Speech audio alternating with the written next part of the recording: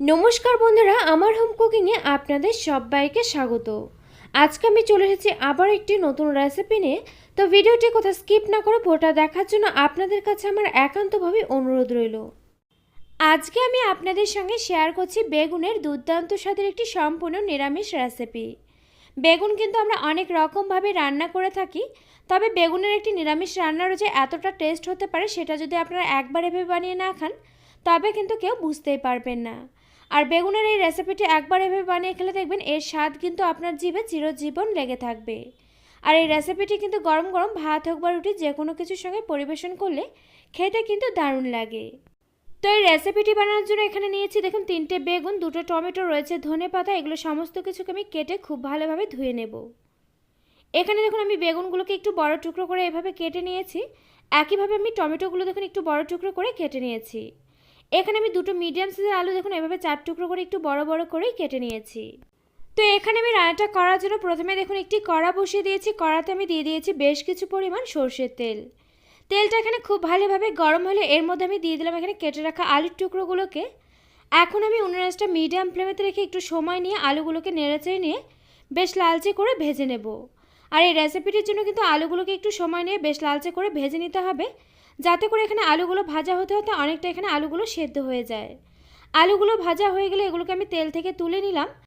এরপর আমি এ তেলেতে দেখুন দিয়ে দিচ্ছি এখানে কেটে রাখা বেগুনের টুকরোগুলোকে। এরপর দিয়ে দিলাম এখানে স্বাদ মতো নুন, দিয়ে দিচ্ছি এখানে পরিমাণ মতো একটু হলুদ গুঁড়ো। এখন আমি উনুনটা একেবারে হাই ফ্লেমেতে রেখে নেড়েচেড়ে নিয়ে বেগুনগুলোকে বেশ লালচে করে ভেজে নিচ্ছি।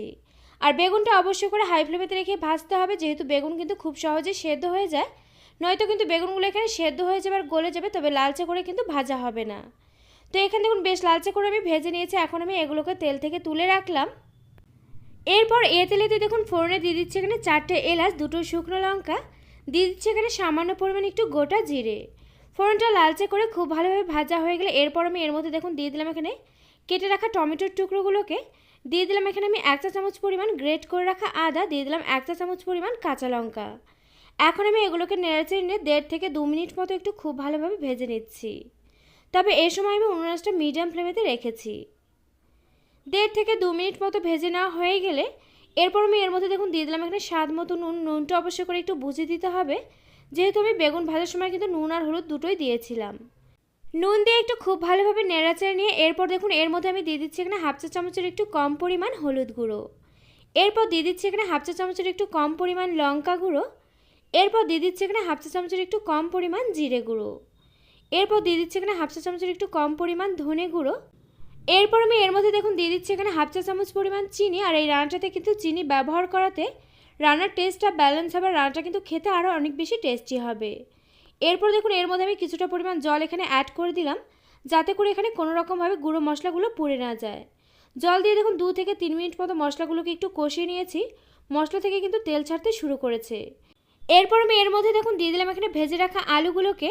এখন আমি বেসন আর আলুর সঙ্গে এই মশলাটাকে একটু নেড়েচেড়ে নিয়ে খুব ভালোভাবে দেখুন একটু মিশিয়ে নিচ্ছি।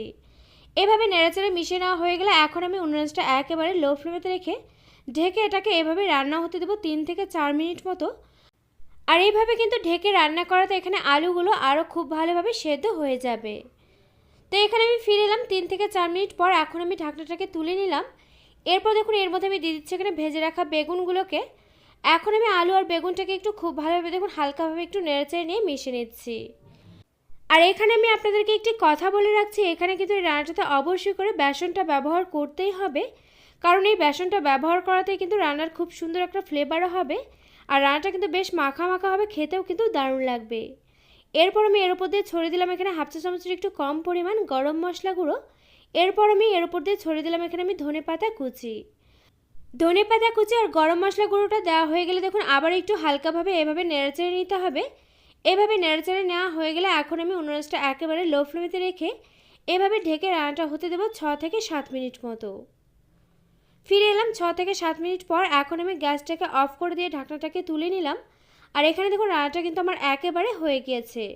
আর এখানে আপনাদের মনে হতেই পারে যে এখানে আলুগুলো একটু যেহেতু বড় করে কেটেছি যার জন্য সেদ্ধ হয়নি, তাই আমি দেখুন আপনাদেরকে একটু এভাবে কেটে নিয়ে দেখিয়ে দিলাম। এভাবে কিন্তু রান্না করলে এখানে আলুগুলো খুব ভালোভাবে সেদ্ধ হয়ে যায়। আর এখানে নিশ্চয়ই আপনারা রান্নাটা দেখেই বুঝতে পারছেন যে রান্নাটা এখানে কতটা টেস্টি হতে পারে। আর বেগুনের এই নিরামিষ রেসিপিটি আপনারা একবার এভাবে সেম প্রসেসে বাড়িতে ট্রাই করুন। আশা করছি এই রেসিপিটি আপনাদের কাছে খুবই ভালো লাগবে। তো আমার এই রেসিপিটি আপনাদের কাছে কেমন লাগলো অবশ্যই একটি লাইক দিয়ে কমেন্ট করে জানাতে কিন্তু ভুলবেন না, কারণ আপনাদের একটি লাইক একটি কমেন্ট কিন্তু আমাকে এরকম নতুন নতুন ভিডিও বানাতে আরও অনেক বেশি উৎসাহিত করবে। পাশে থাকা বেল আইকন অবশ্যই প্রেস করে দেবেন, এতে করে আমার নিত্য নতুন ভিডিওর আপডেট আপনাদের কাছে পৌঁছে যাবে সবার আগে। তো আজকের মতো ভিডিওটা এ পর্যন্ত, আবারও পরে দেখা হচ্ছে অন্য কোনো নতুন ভিডিওর সঙ্গে। আর আমার এই ভিডিওটি শেষ পর্যন্ত দেখার জন্য আপনাকে জানাই অসংখ্য ধন্যবাদ।